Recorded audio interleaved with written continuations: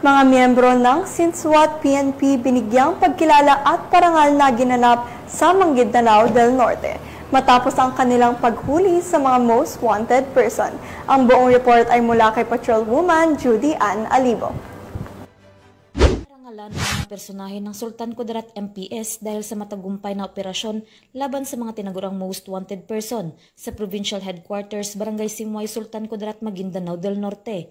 Dito lamay kadalawampu ng Oktubre taong kasalukuyan. Pinangunahan ni Police Colonel Victor Rito, Provincial Director ng Maguindanao del Norte PPO, ang naturang seremonya na dinaluhan ni Police Lieutenant Colonel Ismail Madin, Chief of Police ng Datuudin Sinsuat MPS. Tampok sa seremonya ang paggawad ng Certificates of Recognition sa mga tauhan ng Datuudin Sinsuat Municipal Police Station bilang pagkilala sa matagumpay na operasyong paghuli sa mga naitalang most wanted persons. Kabilang sa mga naresto ang Municipal Level Top 1, Provincial Level Top 4 at Regional Level Top 6 most wanted persons, pagkakasamsam ng mga iligal na baril at iligal na shabu.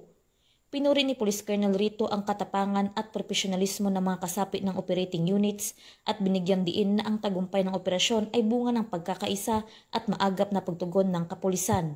Muling tiniyak niya ang patuloy na pagsisikap ng Maguindanao del Norte PPO para sa kaligtasan ng publiko, kalakip ng suporta sa adhikain ng bagong PNP para sa bagong Pilipinas, serbisyong mabilis, tapat at nararamdaman.